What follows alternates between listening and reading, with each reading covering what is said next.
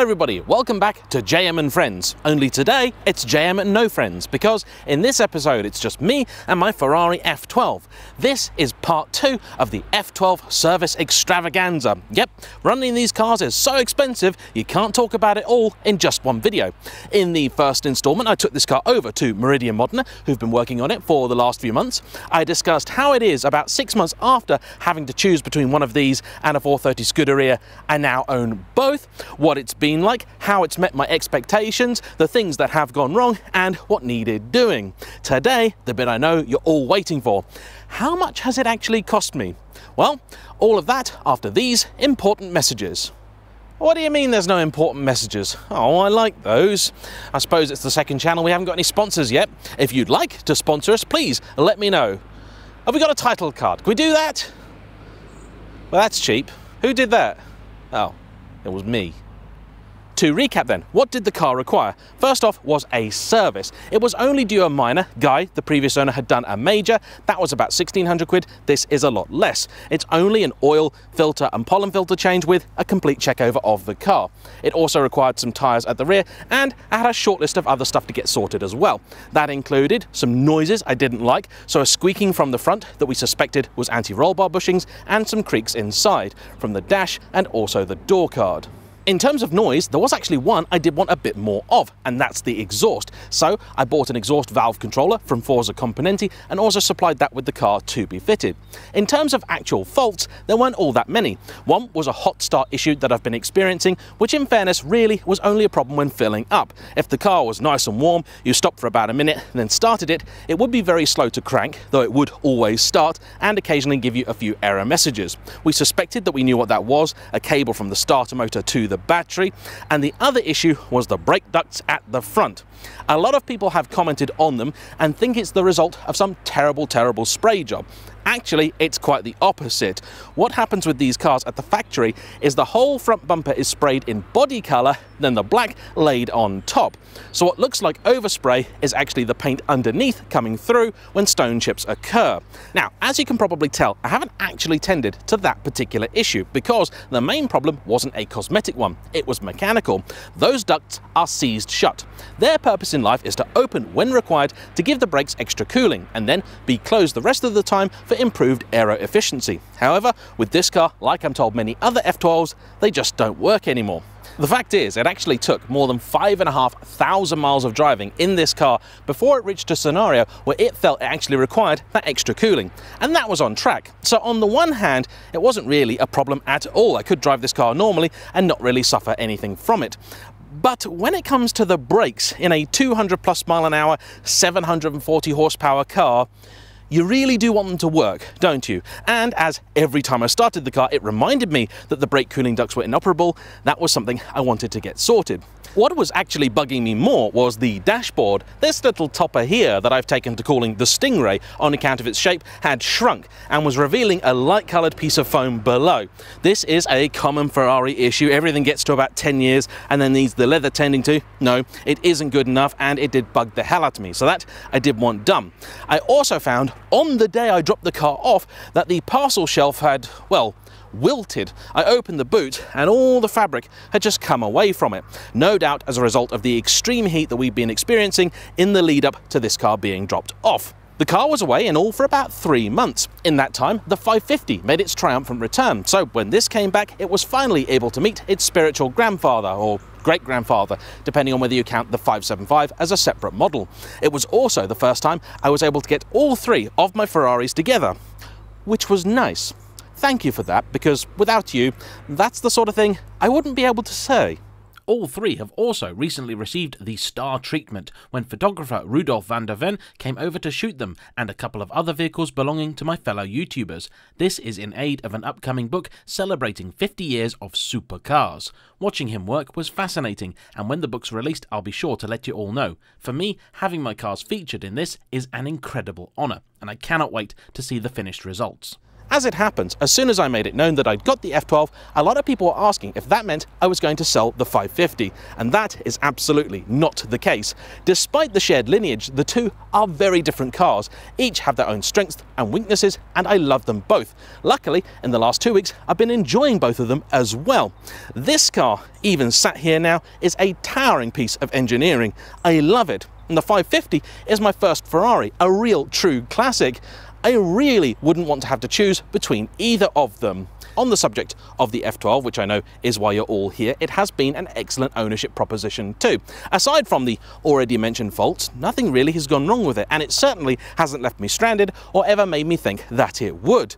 I've done over 6,000 miles in it now, actually closer to 7, took it up to Scotland where it was absolutely flawless and also rather gorgeous, and I really have loved every moment I've been behind the wheel of this car. Now, I think we can all relate to that feeling of dread you get when taking a new-to-you car to the dealership for the first time. Regardless of how long it's performed relatively flawlessly, there's always that nagging sensation that you've clearly been missing some really serious problems, and you're going to be met with more than a few unexpected surprises.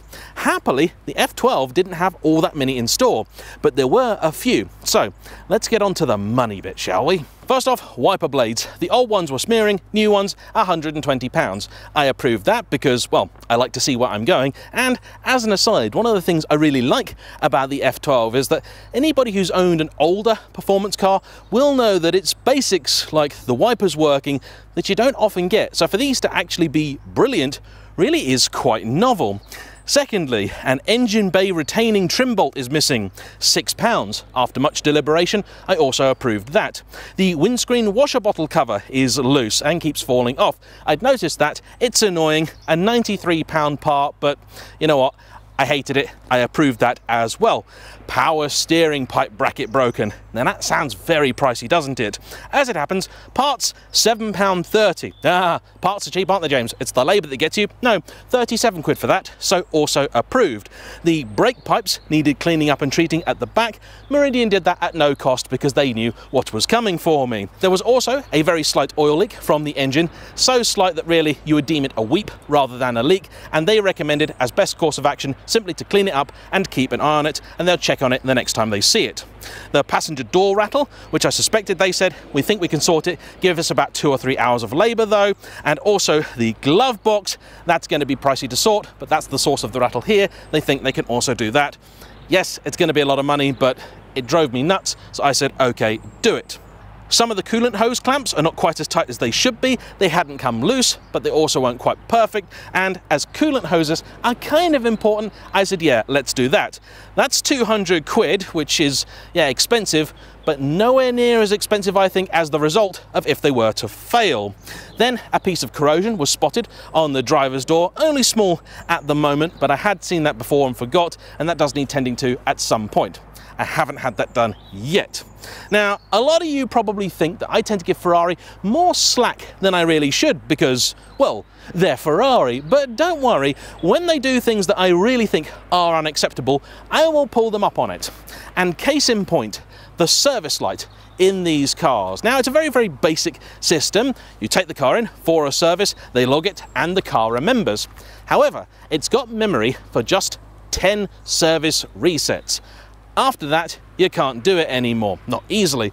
Anyway, what happens as a result of that? Well, nothing really. It just means the car doesn't tell you when it needs a service anymore. Hardly vital. To fix that and to bring the service computer back online is £560, which is daft. Not only is it an awful piece of design, why in this day and age can a computer have memory for just 10 dates in it? That's, what, a kilobyte or something daft? But to charge people so much is absolutely outrageous. Now, I believe part of this might be by design. I think the way that this system works is designed to counteract potential clocking issues. I know from experience with my Maserati that if the car's reset at a time and place that it doesn't expect, so you reset the service counter in 2010, 2011, and then 2009, it will just lock up and go, "Ugh," and basically fire off the signal flare to tell people something isn't quite right. Then you can investigate and see what's happened. Now, the Maserati is a car that in design terms is from the early 2000s, so the fact the computer's quite basic, I can nearly forgive. This is not. and the cost of resetting it is just daft. For a car which has always been serviced by Ferrari main dealers, I think when this needs doing, they should just do it on the house. All Ferraris now come with 7 years free servicing, and I think the reason they don't really care about that light is because once it's had its 7 years free servicing, it's probably only had about 7 or 8 services, so resetting that isn't their problem. I think as a gesture of goodwill, after you've had your last free service, Ferrari should reset that, so at least you've then got 10 going forwards, but that's been waffling, isn't it? Annoying though. Other things that stung a little bit, well, the oil filter, £97. 97! Though mercifully, there's only one here, unlike in the 550, which has 2. But they're quite a bit cheaper. There's also a lot of oil in this car, 1060, in case you're interested, and 15 litres of it. Yeah, that adds up quite quickly. But that wasn't my real concern. Instead, that was those brake ducts at the front. They were, as we suspected, seized, and the official procedure for that is to replace them at a cost of £5,300, which naturally I said no to for 3 reasons. First off, as already mentioned, unless you're on track, they don't seem to do all that much. Secondly, £5,300. Thirdly, I had an idea. You see, on occasion, I like to think of myself as a bit of a cut-price Tyrion Lannister. I don't drink, but I do know things. More specifically, I know people. All these things really do is open and close. That's it. It's not complicated, is it? And in my head, I couldn't stop thinking that there must be a way to fix that. Unless they're completely and totally destroyed, they must be salvageable. So I sent it off to a chap I met earlier in the year called Robin, who was the man that manual converted his own Ferrari 612 Scaglietti. So he's a person that knows Ferraris, both electrically and mechanically. The perfect person to be able to fix these, if anyone could. Meridian agreed that it would maybe be possible to sort them, and were happy to remove them and have them sent off to Robin. He got them, and like me, he assumed that these were probably another Italian, poorly made part, badly constructed, with low quality materials that had just disintegrated. Happily though, that turned out not to be the case. He got them, disassembled them, and found that actually they were very well engineered and constructed with brass gears and things internally. They simply had seized up because they'd gone all crusty after near 10 years of being constantly cleaned and then driven through all sorts of different weather. He took them apart, greased them up, a couple of bits did break in the disassembly process. He was able to 3D print some new ones, put it back together, refitted it. Hey presto, it worked.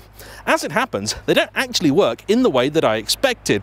It is a spring-loaded system with a little pin in it, so when the car sends a signal to open up the front, it just pops open like that. The electric motor internally only closes the ducts because it has to fight against the force of the spring. It's actually quite an elegant solution. The theory, I think, is that if they fail, they will fail open. I suppose to get you out of trouble if you're on track or the like, but here they just got stuck. This, as mentioned, is a common F12 problem, and thanks to Robin, rather than this costing about £5,000 and a bit, it costs closer to £1,000. And even better, we now have a potential solution for anybody out there with an F12 that's suffering from the same thing. So if you have that problem with your car, please send me an email, that's in the description down below, and I'll put you in touch with Robin, and hopefully we might be able to help you and also save a couple of quid, euros, dollars, lira, drachma, or just gold bullion, depending on where it is in the world that you are. So that was the big bit out of the way. What about the rest of it? Well, the service itself cost around £850. The prices quoted here, by the way, are all exclusive of VAT, which at the time of filming was 20% here in the UK. All in then, that meant the service itself was about £1,000, roughly half labour, half parts. The rattles, that was a painful one. I did want them done, and Meridian, to be fair to them, did tell me in advance how much it was likely to cost. As it happens, the total was a little bit less because they managed to solve it quicker than they feared. But between the door card and the dash, the labour total, £930. Parts, 73p. Yeah, it was one loose screw in the glove box causing most of the rattling. The anti-roll bar bushings were the source of the squeak at the front. They greased those up, that was sorted, about £155. Then the exhaust valve controller, that got fitted, 533 quid, which was more than I'd kind of hoped, but I have to say, does make a huge difference. The reason I wanted it really was actually for YouTube stuff, because with this car, like every other Ferrari, there is no way for the user to control the exhaust valve. Instead, the car does it however it wants to do it. And with a car this quick, trying to keep the valve open can be tricky, and that means on video you wind up with little sections that sound like this.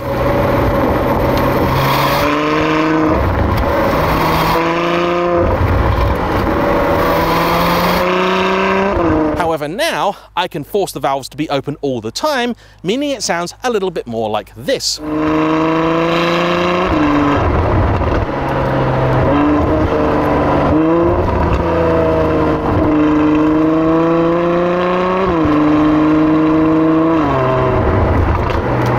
To say for me, that's pretty much perfect. Around town it now makes just a little bit more noise than it did before. It's not raucous, it's not distracting, it's not overbearing, it's really quite nice, and when you're out driving and just having a little bit of fun, you get a lovely little bit of extra burble on the downshifts. It's wonderful. This exhaust now is pretty much how I'd keep the car. The only thing I might change in future is perhaps fitting an X-pipe to the centre, but that's for another day. Sorting the parcel shelf at the back was another £125, quite reasonable I think. That was again a combination of labour and parts, some new fabric, a bit of glue, some clamps, some time. It was sorted.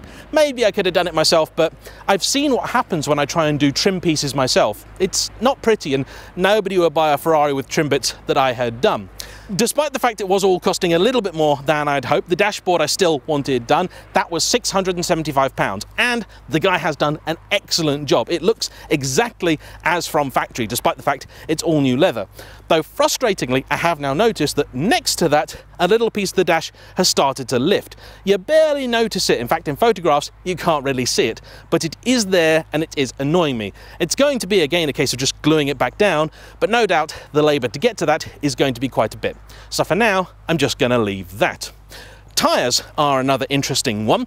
For some reason, when I got this car, everybody was obsessed with asking me how much tyres cost. I've never had that with any other car, and I don't know why it is with this that people are asking. I don't really think they're that massive compared to lots of other stuff, but they're not really that expensive.